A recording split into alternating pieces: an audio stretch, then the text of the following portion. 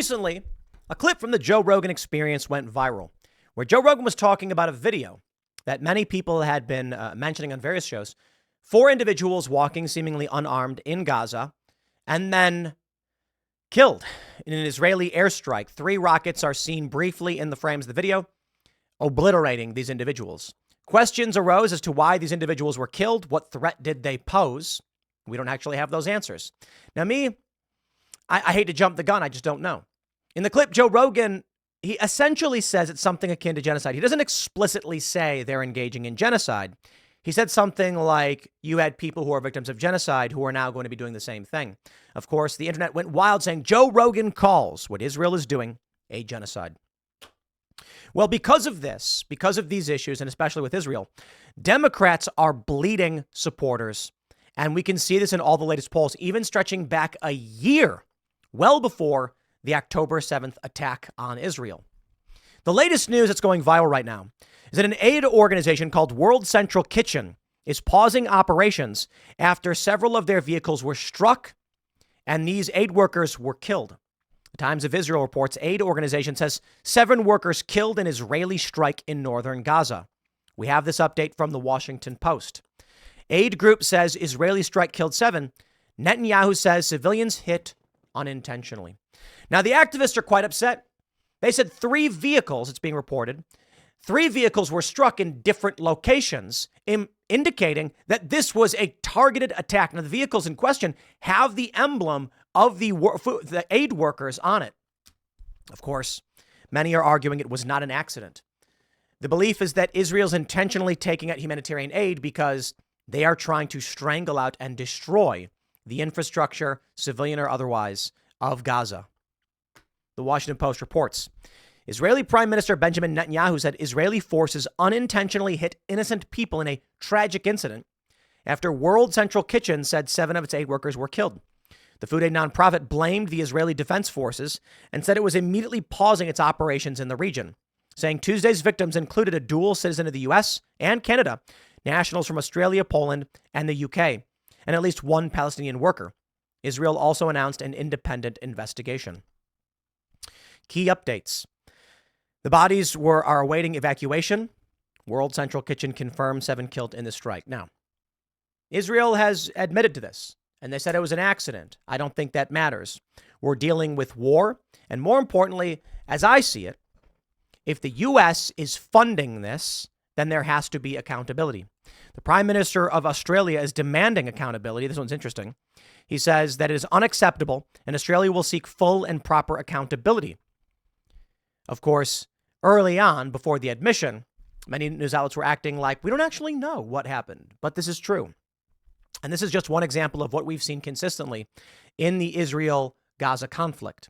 Now, I'm not here to get into a big debate over war morality.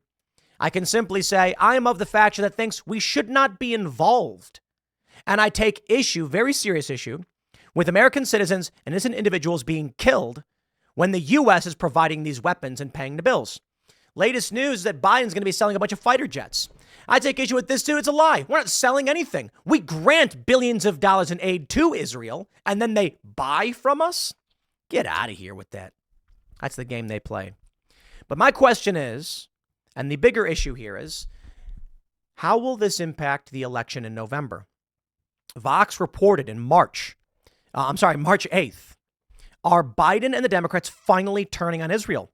Biden's new plan to build a pier on the Gaza coast seems to say yes. The continued military aid to Israel says otherwise. There's some polling coming out from Gallup showing that right now, and it's a rare occasion, Democrats are in the minority. Republicans, it's 30% to Democrats, 28%, with 41% independent. But of those independents, it's split fairly evenly left and right, giving the Republicans the advantage moving into the 2024 election. And now, with the issue of Israel dividing Democrats substantially, it stands to reason Democrats are going to bleed out massive donors, massive support, who will then flock to Donald Trump. Trump says Jews who vote for Democrats hate Israel and their religion. From March 19th. I love the photo they use. They get that frame of Trump yelling. Very creepy. Trump in an interview had been asked about Democrats' growing criticism of Israeli Prime Minister Benjamin Netanyahu over his handling of the war in Gaza. I actually think they hate Israel, Trump responded. I think they hate Israel, and the Democrat Party hates Israel. Trump, who last week became the president's presumptive nominee, went on to say any Jewish person that votes for Democrats hates their religion. They hate everything about Israel, and they should be ashamed of themselves because Israel will be destroyed. It's getting absolutely wild. Take a look at this from March 16th, 2023. Democrats' sympathies in Middle East shift to Palestinians. Net sympathy for Israel in the Middle East situation by party ID. So this is net sympathy for Israel. The percentage is more sympathetic towards Israel, minus is more towards Palestinians. And we can see that among Republicans, 67% sympathize with Israel. Among independents, 17% sympathize with Israel. And among Democrats, 11% side with Palestinians. Net support among Democrats is against Israel. Me? I'd probably fall similarly in the independent camp, which is fairly obvious. And my view is largely, I don't think we should be involved. I don't think we should be funding these overseas campaigns. I don't think we should be involved in Ukraine, nor Israel. And I don't want to ignite a moral debate over the issue because it's fascinating how many of these people who hate Israel won't stop spamming everybody. It's all they do on Twitter. They just hate Israel. It's like, oh, geez, you are deranged. That being said, I don't need to have a moral argument with people if we agree the U.S. should be funding itself and not foreign wars. The end result will be we secure our borders, and that's the right thing to do. We bring back our jobs. We rebuild our infrastructure. How about that bridge over in Baltimore? We can start by rebuilding that. But when you take a look at the data going back to March 2023, you see this is actually a long time coming. This was well before the October 7th attacks. Democrats were already on the side of Palestine. So naturally, when we saw October 7th, what do you expect? Many leftist organizations started defending Hamas. Activist groups in New York. Now that's insane. Look, I don't want to be involved in any of it. I don't know why you'd support Hamas. Here's Vox's report. Biden's new plan to build a pier would say that they're abandoning Israel. For years, there have been signs the Democratic Party's historic support for Israel might be wavering. Joe Biden's staunch support for Israel after October 7th seemed to suggest that this theory was overblown. That when push came to shove, Democrats would always revert to the centrist pro-Israel position they had taken for decades. But in the past few days, it started to feel like the winds might be shifting again, both in public and private. Biden and his deputies have fumed about Israel blocking aid from entering the Gaza Strip.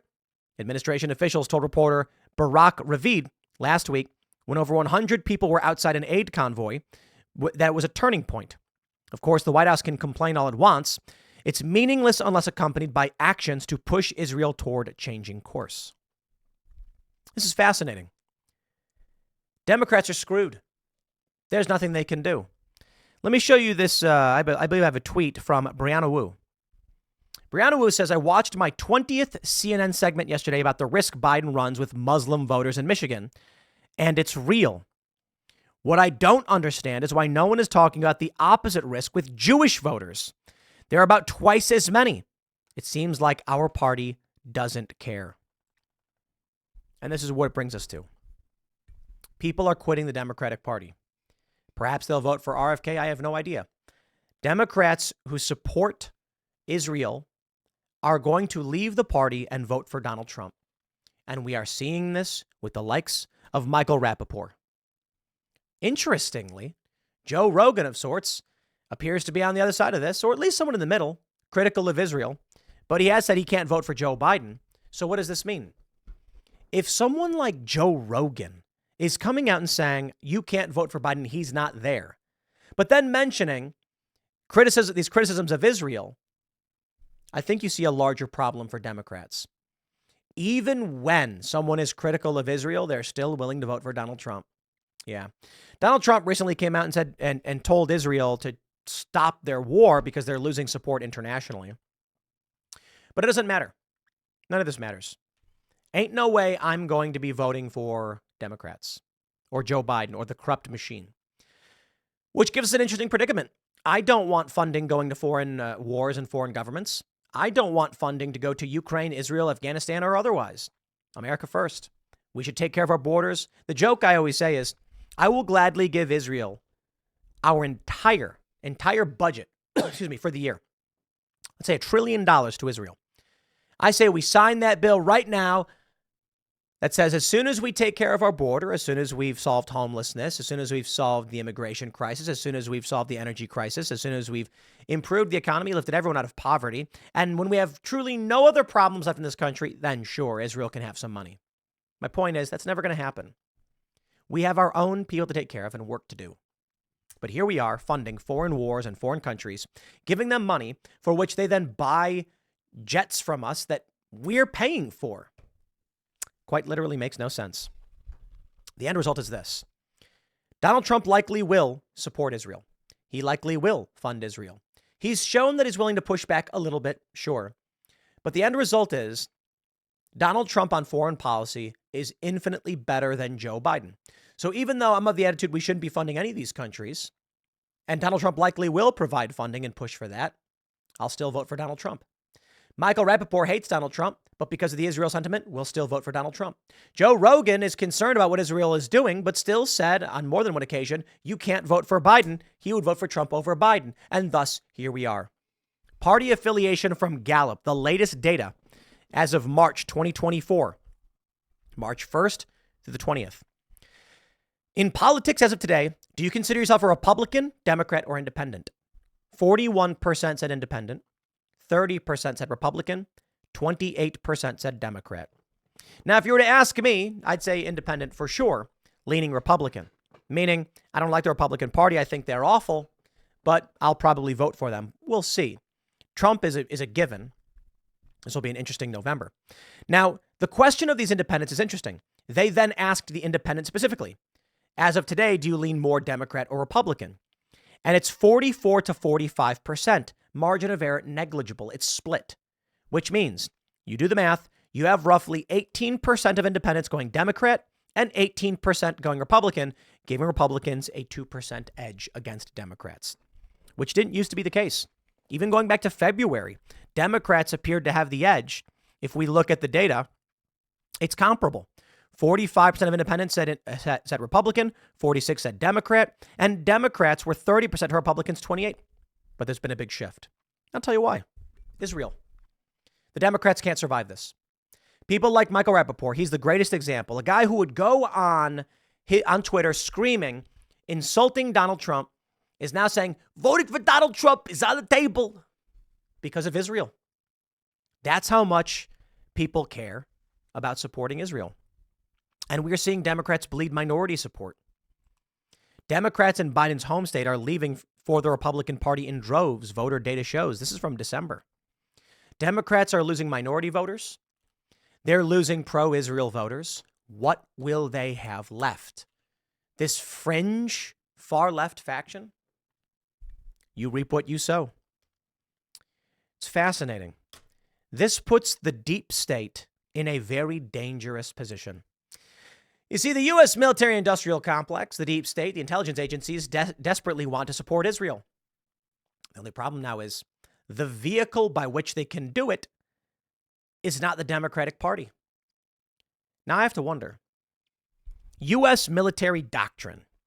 Right now, the U.S. is deeply invested in Israel.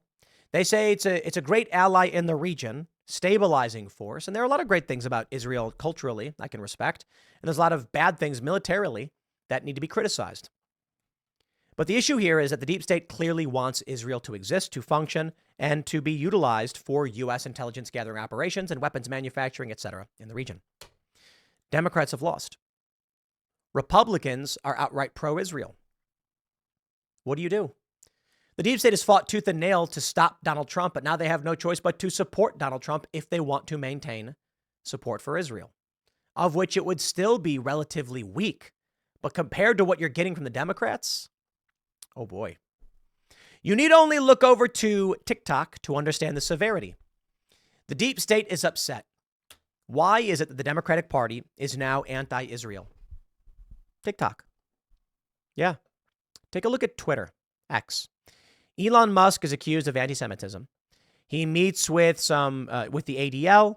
He meets with some Jewish leaders, and now he takes a strong stance against harsh criticisms, anti-Semitism. There have been many people who have complained that they've been banned for their criticisms of Israel. Now, I don't know the veracity of those claims, but certainly I've seen some things that suggest Elon Musk ain't playing around with people who are targeting Israel and Jewish people. Though I wouldn't go so far personally, and I'm not saying it's not true, I'm just saying I wouldn't assert whether he is for or against. I'm just saying, simply put, I'm willing to bet the deep state intelligence agencies went to Elon or people at Twitter and all these companies and said, these are our priorities. And the evidence for this is conjecture, but you take a look at TikTok. The deep state can't go to TikTok and say, change this. It's China. But they can try to ban it. Now, I suppose it's an issue of the enemy of my enemy is my friend as to why I think we should ban TikTok. I don't like what Facebook and YouTube and these other, Instagram, what they do. But at least we have the ability to file lawsuits, to file FOIA requests and figure out what's going on behind the scenes. And we've done this, especially with whistleblowers and journalists. With TikTok, we have no access to this information. So I'm willing to accept that for different reasons, the deep state and I think TikTok should not be functioning here, or at the very least should be divested from the CCP and bought by some function in the United States. The real reason? The CIA wants to be able to control the information that appears on TikTok. And there is a lot of anti-Israel information and criticism and fake news, for sure, misinformation on TikTok. Young people are watching that, and they are being driven by the algorithm to hate and oppose Israel. Now, many of the people who hate and oppose Israel want to defend TikTok, saying it's our only counter social media platform that allows us to speak. That's a lie. TikTok is the most censorious. You try to push pro-America views, banned. You criticize wokeness, banned. Why? They don't want you defending your nation.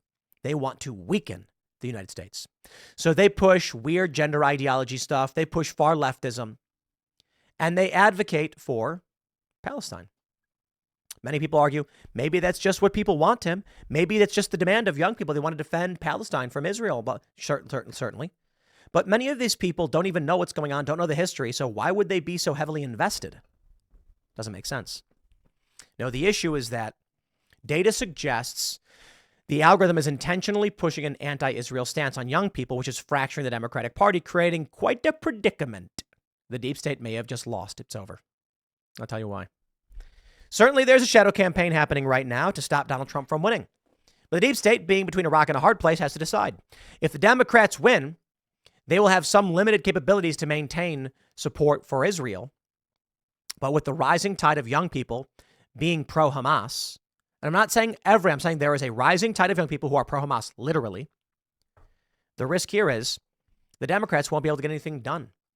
They are going to be protested, and there's a large portion of the Democratic Party. In fact, net support is against Israel. So what do you do? There's the big challenge, no matter what they've lost. If the Democrats win, they'll be paralyzed and unable to expand their military doctrine. If Republicans win, they may get some support for Israel, but Trump overwhelmingly is going to pull our troops out of the Middle East. He's going to enact peace deals, and thus may be the end of the military-industrial complex. It's kind of wild that we're seeing all this. Now, some have suggested, we were talking about this last night, with the upcoming election in November, Trump's mass deportation policies and campaign, if you were to enact that, the Democrats are going to call him Hitler. They're going to show videos of children being taken from their parents are deported, and they'll say it's happening. Michael Malice is saying California and New York would immediately mobilize their National Guard to defy Donald Trump were he president. Man, I do not have all the answers for you, my friends. What I can tell you is Israel being one of the most important strategic locations for the deep state, either ideologically or strategically, they're not going to be able to maintain this support. Trump is not going to give them the foreign incursions and excursions they want. He may defend Israel, but how far will that really go? Look at Vivek Ramaswamy, who Trump very much likes. Vivek says they can take care of themselves. They can defend themselves. They should defend themselves, and it's going to be on them, not us. Democrats are condemning Israel.